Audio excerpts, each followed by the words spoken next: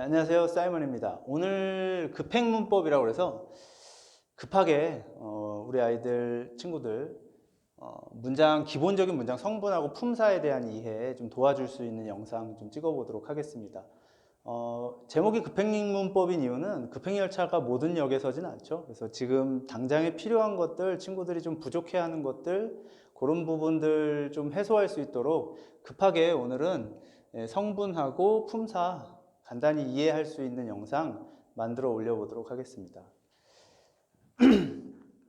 자, 품사라는 것이 뭐냐? 품사라는 것은 각 문장의 성분에 있는 자리별로 들어갈 수 있는 단어의 종류를 얘기하는 거예요. 그러니까 나중에 문장 성분에 대한 얘기가 품사가 끝나면 등장하겠지만 일종의 문장 성분은 의자 같은 거고 그 의자에 들어가서 그 의자의 자리를 차지할 수 있는 게 품사라고 불려지는 단어의 종류들인 거예요. 먼저 봅시다. 명사, noun. 명사가 영어로 noun이기 때문에 우리가 그걸 n으로 앞으로 표기를 하게 될 거예요. 그래서 선생님이 수업 중에 쓰는 이 n이라는 단어는 명사를 의미하는 게 됩니다.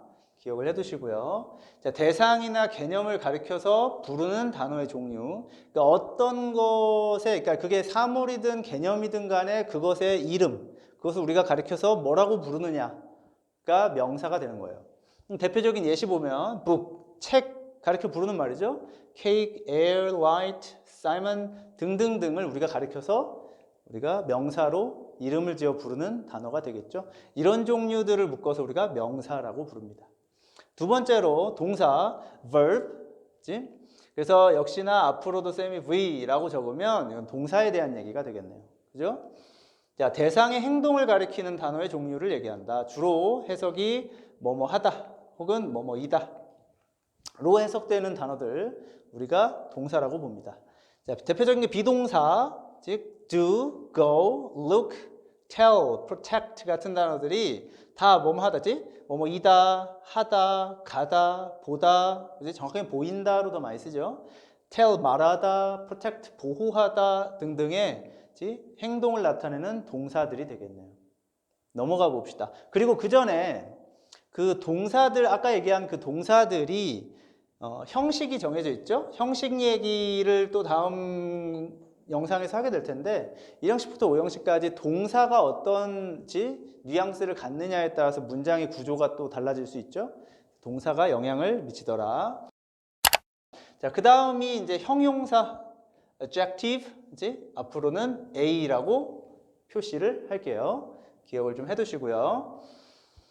형용사는 명사의 상태나 성질이나 모습 등을 수식하는 단어래요.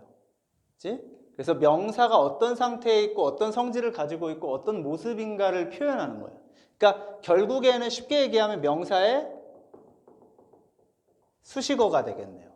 그죠? 봅시다. beautiful, 아름다운, easy, 쉬운, handsome, 잘생긴, tired, 피곤한, 기타 등등이 될 거예요. 자, 보면 공통점이 쉽게 생각하면 그러니까 형용사가 뭔지가 잘 머릿속에 안 들어오시는 친구들은 쉽게 우리나라 그러니까 단어장이나 교과서에 단어가 정리되어 있는 곳을 보면 우리말 해석이 뭐뭐인, 뭐뭐한, 뭐뭐하는 이런 식으로 받침 니은으로 끝나는 친구들을 우리가 형용사다라고 이해하셔도 크게 무방합니다. 크게 문제가 없어요.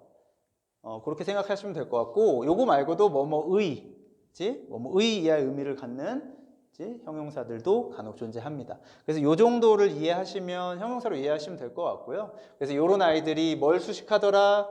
형용사를, 형용사로서 명사를 수식하더라. 뭐 잘생긴 누구누구, 뭐 예쁜 누구누구 이런 식으로 사람을 나타내는 말도 명사로 볼 수 있겠죠. 사람이나 사물의 상태나 성질 혹은 모습을 어떠한 그 명사인지를 설명하는 수식하는 말이 되겠네요. 그래서 기본적으로는 형용사는 명사를 수식하는 말이라고 보시면 되고 나중에 가서 하나 더 배우겠지만 2형식 동사 뒤에 주격보어 자리에서 주어의 상태를 보충 설명하는 말로도 쓰여요. 요거는 나중에 이 형식 얘기를 할 때 다시 한번 말씀드릴 수 있도록 할게요. 자, 그 다음에 분사 얘기를 좀 하고 갑시다. 물론 이제 기본적으로 지금 생각하고 있는 게 분사나 투부정사 같은, 투부정사 동명사 같은 우리가 준동사라고 부르는 아이들을 묶어서 따로 챕터를 구성해서 설명하는 영상을 한 번 더 만들 거예요. 그래서 거기에 아마 등장하게 되겠지만 미리 설명을 좀 합시다. 그래서 분사라고 이름 지어진 아이들을 우리는 형용사의 일종으로 보는 거예요. 그래서 분사는 크게 ing 달려있는 현재 분사가 있고 pp라고 표현하는 그런 과거 분사가 있고 두 종류가 있는데, 현재 분사, 과거 분사 둘 다 분사라는 애들은 형용사기 때문에 역시나 같은 니은 받침의 단어로 끝나겠죠? 우리말로 따지면. 그래서 마찬가지로 얘네들이 어떤 의미를 갖느냐, 현재 분사는 뭐뭐 하고 있는 뭐뭐 하는, 과거 분사는 뭐뭐 되어버린 뭐뭐 되어진의 의미를 갖는데, 이게 왜 이런 뜻을 갖냐면 현재 분사는 사실 현재 분사라는 말이 좀 혼동하기가 쉬운데, 이 현재 분사의 현재와 과거라는 게 실제로 시제를 나타내진 않아요. 그러니까 모양이 얘네들이 현재 분사 같은 경우에 현재 진행형으로 쓰여서 비동사 다음에 진행형 동사를 만들 때 쓰여지죠. 그리고 과거 분사는 완료라든지 수동태를 만들 때 쓰여지는데, 사실 현재와 과거의 의미가 이름이 제대로 붙었나 싶은 좀 의아함은 있어요. 근데 일단은 알아두세요. ing 모양을 가진 분사를 우리가 형용사의 일종, 현재 분사라고 보고, 이 아이의 성격은 진행적이고 능동적인 성격을 갖는 거예요. 그러니까 형용사인데 진행적이고 능동적인 성격을 갖는다. 그래서 해석은 뭐뭐 하고 있는, 뭐뭐 하는, 하고 있는 진행이네요. 하는 능동적이죠. 이런 류의 해석을 갖는 형용사, 현재 분사 ing이고, 과거 분사 pp는 완료적이고 수동적이래요. 특히나 수동적인 의미로 굉장히 많이 쓰여지죠. 그래서 뭐뭐 되어버린, 뭐뭐 되어진, 하는 게 아니라 되어지는 거고 당하는 거야. 그런 의미의 형용사라고 보시면 되겠어요. 그래서 현재 분사라는 아이들, 동사에다가 ing를 붙이거나 동사를 pp로 변형시켜서 형용사로 만들었다라고 생각하시면 분사를 이해하기가 쉬우실 거예요. 그렇죠? 그래서 능동적인 느낌의 형용사냐, 수동적 느낌의 형용사냐, 동사를 활용해서 어떤 느낌의 형용사를 만들 것이냐를 고민해서 만든 게 ing pp더라. 그 다음은 이제 품사 중에 부사가 나왔네요. 부사는 adverb, 이 verb가 동사잖아요. add는 원래는 앞에 추가되어 있고 붙어 있는 거를 얘기하는 거예요. 그래서 동사에 붙어서 사실은 동사의 정도, 동사의 의미를 수식해 설명하는 아이가 부사인데, 원래는 그러니까 쉽게 생각하면 동사를 추가 설명, 동사를 보충 설명하기 위해 만들어진 단어다라고 생각하시면 되는데, 이게 동사뿐만이 아니라 형용사나 부사 등 다른 단어들의 정도, 어느 정도냐라는 것을 꾸미는 말로 쓰인다. 그죠? 그래서 어느 정도로 그 동사가 행해졌느냐. 그래서 대표적인 단어들이 뭐예요? bravely, 용감하게. 용감하게 어떤 일을 했다 그러면 그 행동을 한 게 어떤 정도냐? 용감할 정도로 했다. 이런 의미라고 보시면 될 것 같고요. very, 매우 착하다 그러면 착한 정도가 아주 크다. 이런 의미. rarely, 드물게, even, 심지어, still, 여전히 같은 단어들이 동사를 꾸며서 어느 정도로 동사하고 있는지를 묘사하는 단어라고 보시면 될 것 같고요. 동사뿐만 아니라 아까 얘기했다시피 very kind 같이 kind라는 친절한이라는 형용사를 꾸밀 수도 있고, 부사는 같은 부사들을 꾸밀 수도 있어요. 같이 알아두시면 좋겠어요. 그러니까 우리가 명사를 수식하는 건 형용사라고 그랬잖아요. 그러니까 형용사가 수식할 수 있는 그 명사를 제외하고 형용사인 이 명사를 수식하잖아요. 그러니까 형용사의 수식을 받는 명사를 제외하고 나머지 모든 단어들을 부사가 수식하더라 라고 생각해 주시면 편하겠어요. 그죠? 이렇게 부사까지 기본적으로 우리가 문장을 구성하기 위해서 필요한 기본 품사에 대한 얘기를 좀 했습니다. 원래 영어에서는 8품사라고 해서 품사가 8가지라고 얘기를 해요. 그러나 우리가 문장을 구성하는데 필수적으로 알아야 될 품사는 이 정도면 충분합니다. 이 정도만 구분할 수 있다면 충분히 문장을 만드는데 아무런 장애물이 없다. 오케이? 자, 여기까지 품사 정리 간단히 하고요. 문장의 성분이라는 게 뭐냐? 문장의 성분이란 문장 속에서 위치가 고정된 각 역할별 단어의 자리를 얘기해요. 쌤 봐봐요. 지금 버스에 있는 의자를 그림을 갖고 왔어요. 버스에 있는 의자 그림. 자, 버스에 달려있는 의자들은 다 어떻게 돼 있어요? 바닥에 나사로 고정이 돼 있죠. 내가 앞자리에 앉고 싶다고 지금 있는 자리 의자 뜯어가지고 앞자리로 갈 수 있어요? 잡혀가요. 그죠? 그래서 내 마음대로 버스 의자는 뜯을 수 없으니까 요런 느낌으로 우리가 문장 성분이라는 애를 이해해 주면 좋을 것 같아요. 그러니까 이 맨 앞에 있는 의자의 이름이 주어인 거야. 그 다음 의자의 이름이 서술어인 거예요. 마지막 문장 그 의자의 이름을 목적어라고 해봅시다. 오케이? 그러면 정해진 위치에 바닥에 고정돼서 절대 움직일 수 없는 의자 3개가 나타난 거죠. 그러면 이 의자들 위에 이 빈 좌석이다. 빈 좌석. 비어있는 의자들의 이름이 주어, 서술어, 목적어인 거야. 얘네들이 뭐예요? 문장의 성분 이름이에요. 오케이? 그러니까 문장의 성분이라는 건 문장 속에서 고정되어서 움직일 수 없는 의자와 같은 거다. 그러면 요 의자에 들어가 앉아 있을 수 있는 사람이 누구예요? 걔네가 아까 배웠던 품사라는 아이들이 요 각각의 의자에 앉아서 이 자리를 채워. 그래서 문장을 완성시킨다. 이해 갔죠? 그래서 쉽게 얘기하면 어라고 끝나는 아이들이 문장의 성분, 즉 의자의 이름이고 그 의자에 들어가 앉을 수 있는 애들이 품사들이더라. 됐어요? 그러면 왜 이렇게 우리말과 다르게 고정되어 있다라는 말을 선생님이 여러 번 강조하는데 왜 그럴까요? 왜 고정을 강조하고 있을까요? 우리나라 말은 조사라는 게 발달을 해서 주어 자리에 보통 은, 이가라고 하죠. 은, 이, 가 라는 단어가 뒤에 붙으면 보통 명사 뒤에 붙어요. 붙으면 얘가 주어라는 걸 얘네가 알려줘요. 그래서 이걸 우리나라 말로는 주격 조사라고 부르는 거예요. 즉 앞에 있는 단어를 주어로 만들어 주어의 자격을 주는 조사다. 주격 조사. 그러니까 우리나라 말은 얘가 붙어 있으면 위치가 어디가 됐던 얘는 주어인 거야. 오케이? 그러니까 우리나라 말은 순서가 중요하지 않아요. 나는 밥을 먹었다, 나는 먹었다 밥을 나는 먹었다 밥을 나는 다 상관이 없어. 다 알아들어. 그죠? 그러나 영어에서는 조사라는 게 존재하지 않기 때문에 그러면 조사가 없으면 어떻게 해서 얘가 주어고 얘가 목적어고 얘가 동사라는 것을 어떻게 표현해야 되냐? 어떻게 표현해요? 위치로 표현하는 거예요. 단어의 위치로. 그러니까 위치마다 정해진 역할이 있기 때문에 그 위치가 달라지면 역할도 달라지고 해석도 달라지게 돼요. 그러면 안 되겠죠? 내가 원하는 의사를 제대로 표현하려면 내 마음대로 위치를 바꾸면 안 되는 거예요. 그러니까 의미가 달라지고 역할이 달라져 버리기 때문에 그럼 다른 말이 되어버리죠.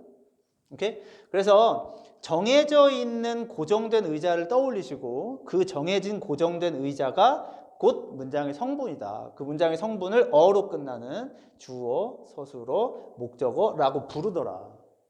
여기까지는 오케이 했죠? 자, 여기 이해하셨으면 봐봐요.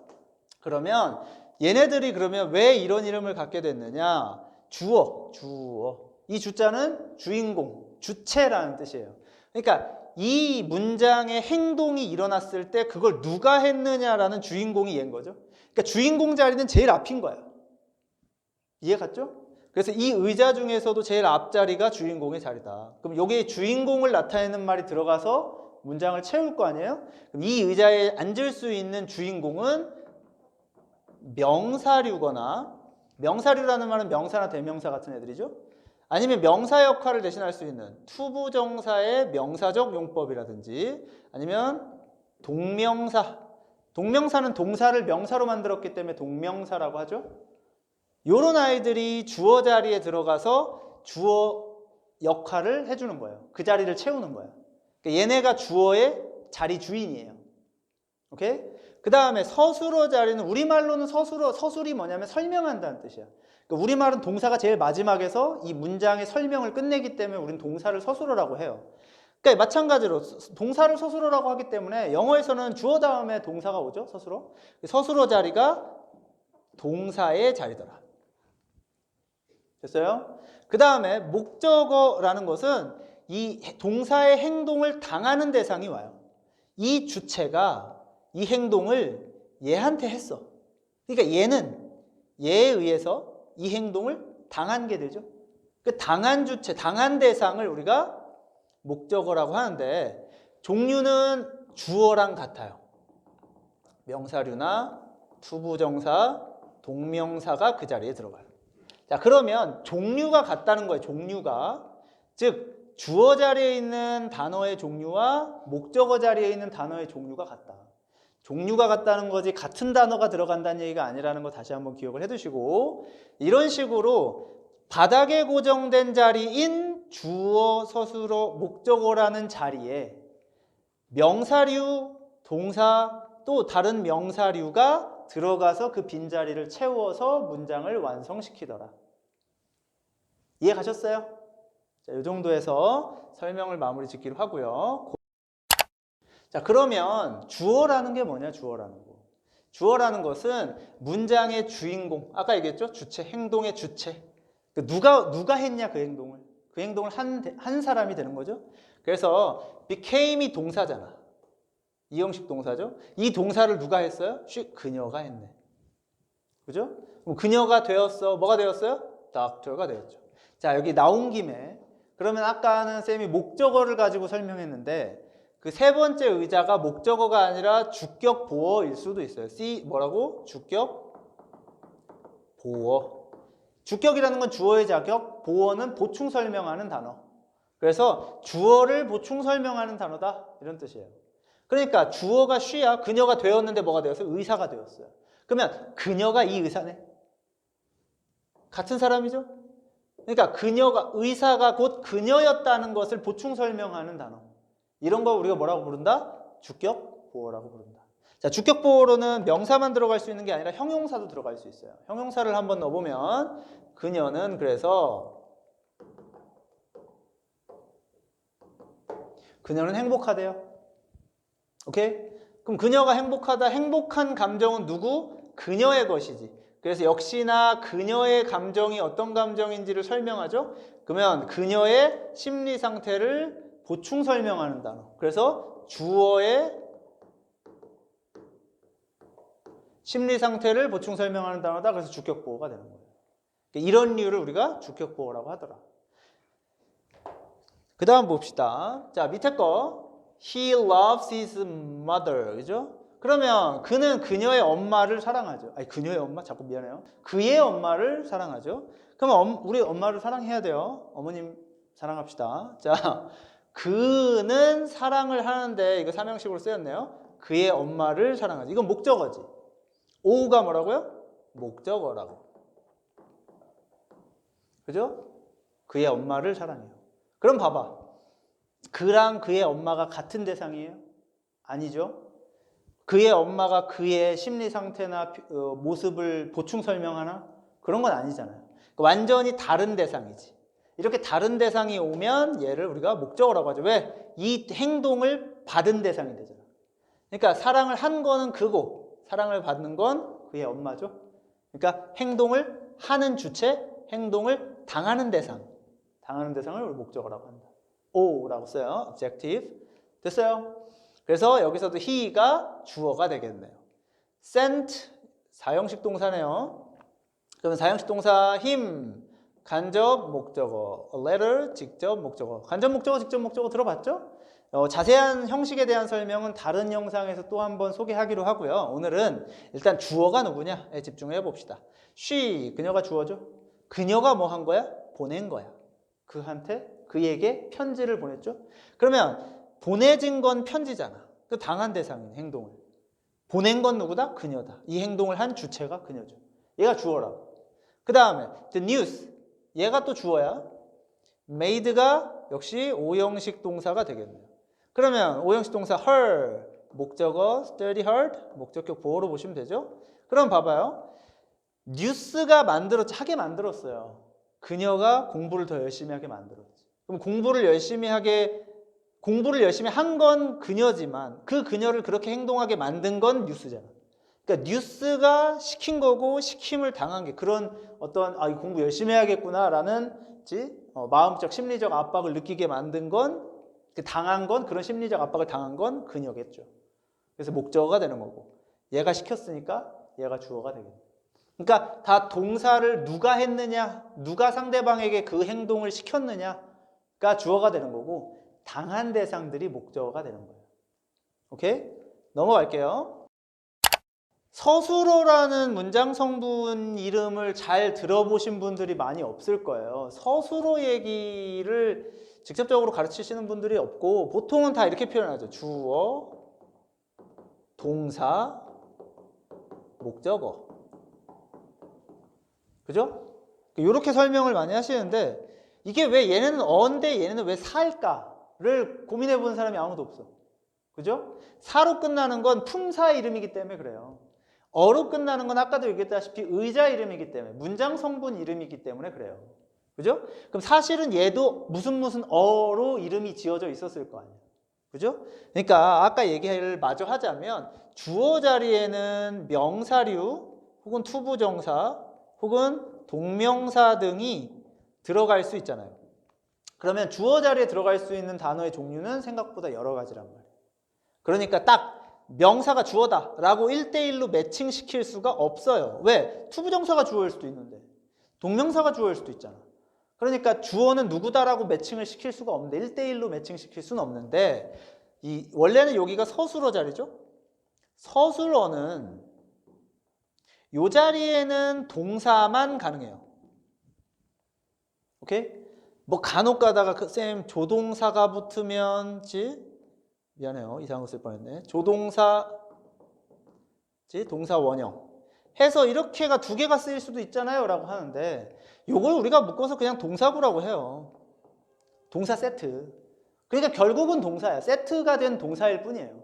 어쨌든 얘도 동사 덩어리죠. 그러니까 결국은 동사가 서술어 자리에 들어갈 수 있는 이 서술어 자리의 주인이네요. 의자의 주인. 그러면 얘는 이거 말고는 다른 품사가 서술어 자리에 들어갈 수 있는 애가 없단 말이에요.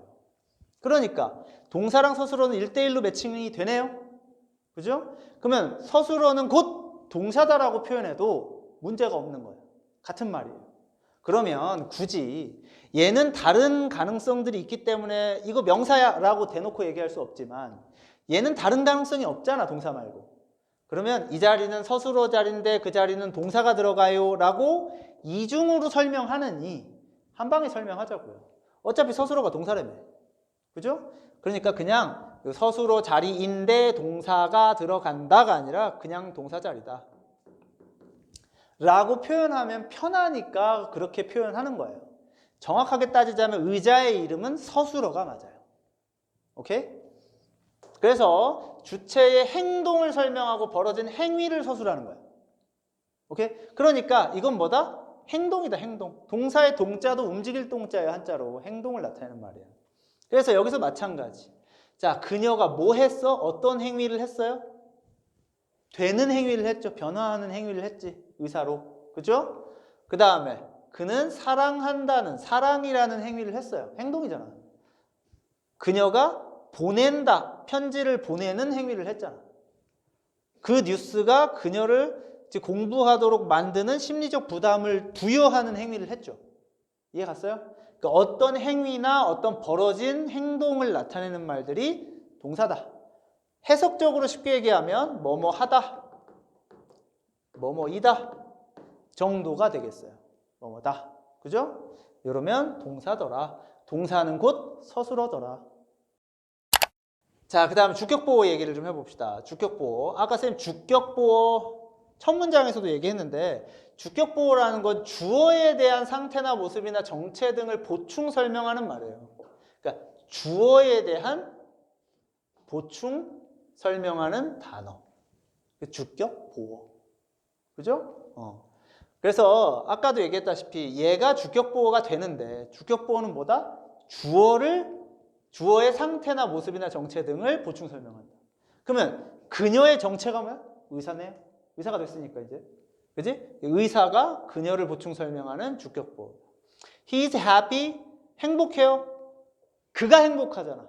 그럼 그 사람, 주어의 심리 상태를 보충 설명하고 있죠. 그 다음에 세 번째는 they got tired. 그들은 피곤해졌대.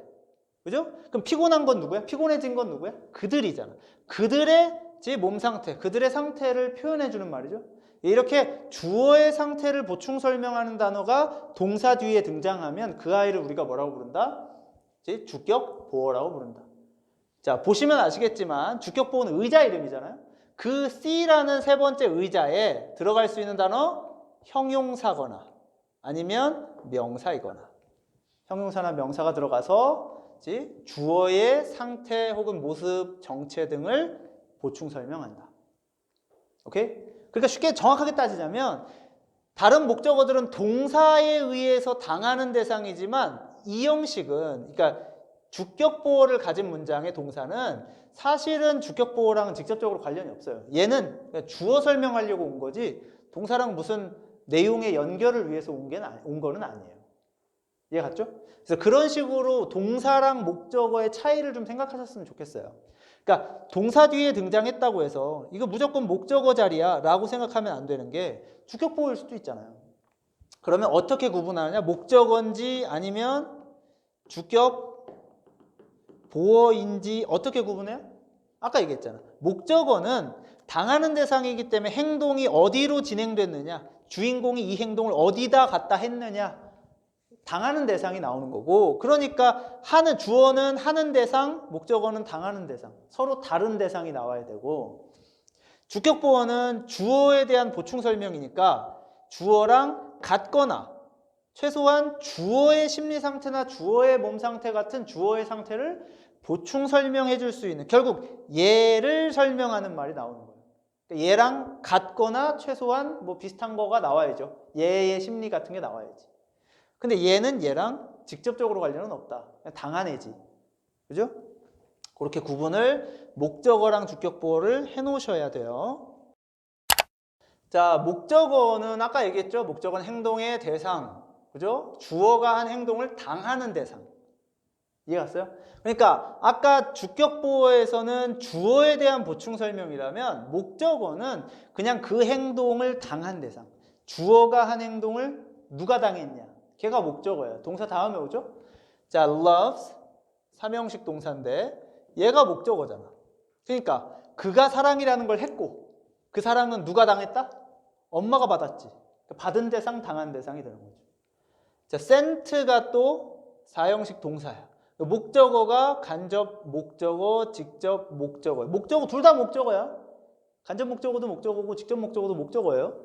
그러면 어쨌든 그녀가 보내는 행위를 그에게 한 거지. 그러면 그는 보낸 거야, 받은 거야? 그는 받은 거야. 당한 대상이 보냄을 받았네, 당했네. 편지도 마찬가지. 보내진 거죠. 보냄을 당한 대상이 되겠네요. 그 다음에 the news, 자, made 이거 오형식이었죠 아까. her가 목적어잖아.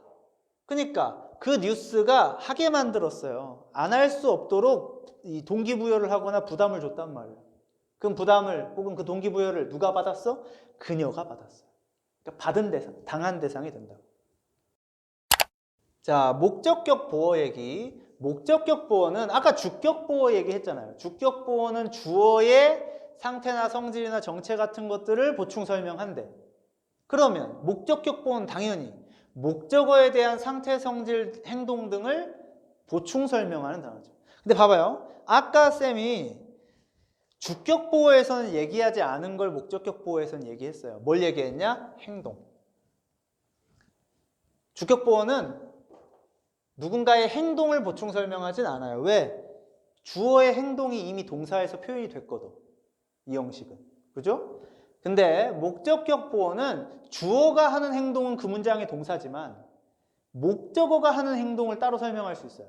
그게 목적격 보어가 주격 보어랑 다르게 표현되는 한 가지 방법이에요. 봅시다. 이 경우에 had가 오형식 동사예요. 그러면 얘가 목적어야. 그러면 그 다음에 있는 얘가 뭐예요? 목적격 보어가 되겠죠. 이해 갔어? 그럼 봐봐요. Mom had, 엄마가 시켰어요. 내가 뭐 하도록? Wash the dishes, 설거지 하도록.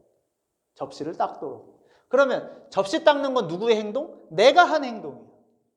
그걸 누가 시켰다고? 엄마가 시켰다. 이해가죠? 그래서 엄마는 이 행동을 한 거야. 동사. 그러면 목적어는 무슨 행동을 했냐? 목적격 보어에 나와 있는 이 행동을 한 거죠. 그러니까 목적격 보어는 뭘 보충 설명한다? 목적어를 보충 설명하는데 그냥 주격 보어랑은 다르게 목적어의 행동도 설명할 수 있더라. 보충 설명할 수 있더라. 그죠? 얘도 오형식이네요. 역시 뭐뭐 하게 만들다. 아까 했던 얘기죠. 뉴스가 그녀가 열심히 공부하게 만들었어요. 그러면 공부하는 게 누가 공부했다고요? 누가 공부했다고? 그녀가 공부했다고. 오케이? 그러면 그녀의 행동, 그녀가 어떤 걸 했다? 열심히 공부라는 것을 했다. 얘가 하는 행동을 보충 설명한다.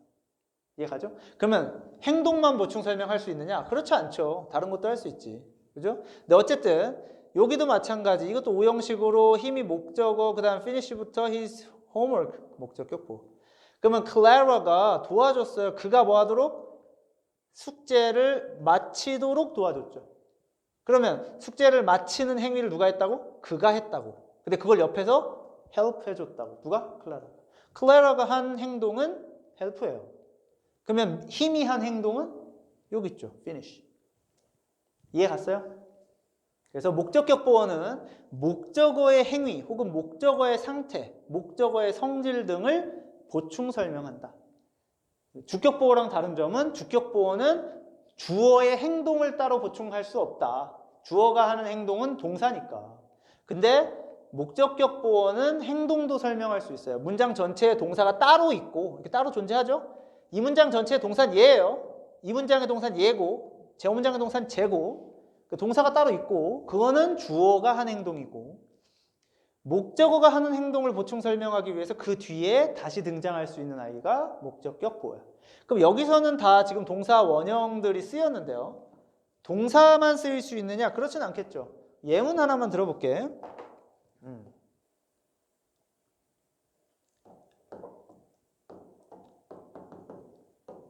She believed her sister happy. 자, 이런 문장이 있다고 칩시다. 그러면 그녀가 주어가 될 거고 believed가 동사네요. 이것도 오형식으로 썼어요. 그러면 그녀의 여동생이 목적어. happy 목적격 보어. 왜? 그녀가 믿고 있어요. 뭐라고 믿고 있었냐면 그녀의 여동생이 행복하다고 믿고 있어요. 아, 내 동생 정도면 참 행복한 삶을 살고 있는 거지. 그 정도면 행복하지. 라고 믿고 있는 거예요. 그러면 행복은 누구의 마음가짐이야? 누구의 마음 상태? 그녀의 여동생의 마음 상태고 그걸 믿고 있는 게 그녀의 행동이죠. 그럼 그녀는 믿고 있는 행위를 하는 거야. 근데 그녀의 여동생은 어떤 행위를 하는 거야? 행복한 상태에 있는 거죠. 이해가요? 그러니까 형용사잖아. 그죠? 그래서 꼭 행동을 나타내기 위한 동사만 올 수 있는 게 아니고 이제 상태, 마음 상태를 나타내기 위해서 형용사도 올 수 있어요. 근데 이것들은 어떤 오형식 동사들을 지금 다 얘기를 했는데 오형식 동사일 때 목적격 보어를 갖는 거예요. 그러면 오형식 동사가 어떤 종류에 따라서 OC 자리에 어떤 품사의 단어가 올 수 있느냐가 거의 정해져 있어요. 어떤 동사는 OC 자리에 뭘 쓰고 어떤 동사는 OC 자리에 뭘 쓰고 어떤 동사는 목적격 보호 자리에 뭘 쓰고 어떤 동사는 목적격 자리에 뭘 쓰고가 정해져 있다고. 그러려면 우리가 다소 귀찮긴 하지만 암기의 과정을 안 겪을 수가 없다. 그건 좀 과정을 겪어서 어느 정도는 암기를 해놓자 라는 얘기를 좀 드리고요. 그러니까 목적격 보호가 어떤 역할을 하느냐에 대한 그리고 또 어디에 위치해서 어느 자리에 의자를 만들어 놓고 또 고정시켜 놓느냐에 대한 얘기를 한 거예요. 그래서 목적어 다음에 목적격 보호가 와서 목적어 다음 자리 이것도 고정된 자리의 이름이겠죠? 목적어 다음 자리에 의자가 하나 생기면 그 자리에는 이런 것들을 나타낼 수 있는 단어들이 들어간다. 굳이 품사로 따지자면 형용사나 동사의 원형 같은 아이들이 OC 자리에 들어가더라. 이거 말고도 다른 뭐 투부정사가 들어가는 OC도 있고요. 동명사도 들어갈 수, 동명사라기보다는 현재분사라고 표현하는 게 맞겠네요. 현재분사가 들어가는 OC 자리도 있고 등등등이 있어요. 그것들은 우리가 다음 편에 1형식부터 5형식까지 형식을 설명하는 과정에서 설명을 할 수 있을 것 같아요. 그죠? 자, 여기까지 해서 기본적으로 품사가 무엇인지, 그리고 품사를 어떻게 활용해서 문장을 만드는지, 그 문장을 만드는, 구성하는 좌석, 의자의 이름인 문장 성분까지 간단히 정리를 좀 해봤습니다.